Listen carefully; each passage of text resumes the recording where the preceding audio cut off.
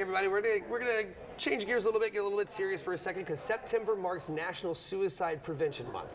It's the second leading cause of death for people ages 10 to 34. Today we have Dr. Tracy Packiam to tell us signs to look out for. Doctor, thank you so much for joining us again. I always love to have you here. So first things first, what are some signs to look out for?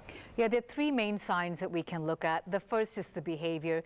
Do you notice either in a child or a friend or a partner that they're actually being more proactive in researching ways to end their life? And this is a very heavy topic, I realize that, David, but again, if you notice that their behavior is changing, they're seeking out, they're expressing more interest in this, that's the first sign. The second is their mood. Do you notice extreme swings, either of sadness or anger? Sometimes we forget that rage is depression but externalized. So watch out for those symptoms. And the third is one grounded in my own research is the language. Are they using language that's very self-critical? And in my research, I found that the number one predictor of leading to self-harm is feeling that you're unworthy of love, this high feeling of self-criticism. That's terrible. All right, so what are some of the myths?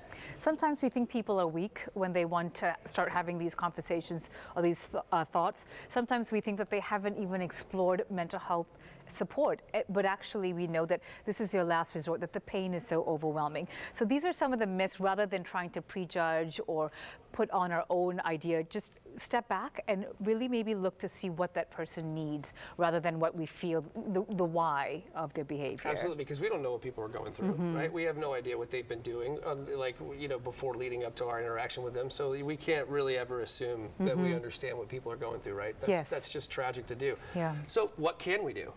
The one thing that we do know from research is practice something called self-compassion. And there's a whole body of therapy focused on self-compassion. But for the individual, it's about, again, switching that language. One of the terms that they use is called releasing statements. So rather than saying, I feel so stupid for feeling this way, again, that's negative. That's that self-critical approach. Release it. Say, it's okay that I feel hurt. It's okay that I feel angry. It's okay that I feel sad. In my own sessions with my clients, I actually say, set a timer. Yeah. If you feel angry, if you feel sad, set that timer for 5 minutes. Feel that emotion rather than holding yourself to this guilt or this frustration that why do I feel this way? Yeah, that's very interesting. We should be allowed to feel our feels, right? But they can't take over our day. Exactly. So to speak, right? So feel it when it happens, and then give yourself, like you're saying, time to feel that. Yes. And then we got to move on with our day, right? Yes, and it's also about distancing the behavior from your identity. Okay. Just because you made a mistake, that doesn't mean you are a mistake. You're not a failure. So even changing that language helps cultivate that.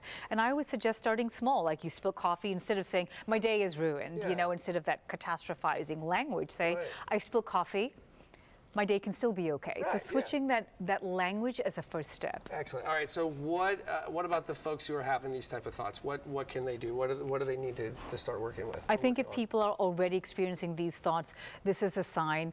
Seek therapy. Reach out to someone. Say, hey, how can I get plugged in? There's a lot of online therapists that you can find. They match you within 24 hours. So there's a lot of resources that also take different insurances, that also do self-pay support. So there's really a lot of options for all of us. But if you're starting to feel this, reach out, look online, places like BetterHelp, Alma Therapy. A lot of times the employer offers EAP programs where you get 6 sessions, as part that's covered. So don't feel like you're alone. Even if you don't want to leave the home because it's so overwhelming, you can do teletherapy, and a lot of these places offer that. So how do we talk to our loved ones who may be experiencing this, right? So because that's kind of a touchy deal. How do I even approach this person and say, hey, I think maybe we need to go see a specialist and get some help? How do I do that? I think the first thing is to avoid using the why approach. Like, why are you doing this to us? And avoid that blame, and avoid making it about you, the person. Say, what can I do? How can I support you? So ask these how questions, like, hey, can we do this together? Can we look online for a way you can seek support together? Can I go with you? Can we log online? What can I do? So offering your help, but sometimes even the choice can feel overwhelming for the person. So even giving them options. Can I go with you, or can I look online with you? So giving them, we're going to do one of these two things. Which is it? So rather than saying broad, what can I do? Because that can feel overwhelming for them too. Absolutely. And real quick before we go, can you tell folks those three signs again? Yes. The first is to look for their behavior. If they're being more proactive in looking at ways to end their life. The second is you notice extreme mood swings, extreme anger, or extreme sadness. And the third is a change in their language with a self-critical attitude. Doctor, thank you so very much for joining us today. This has been a tough one, but it's something we have to actually talk about. So I really, really appreciate you coming on today. Guys, Thank you.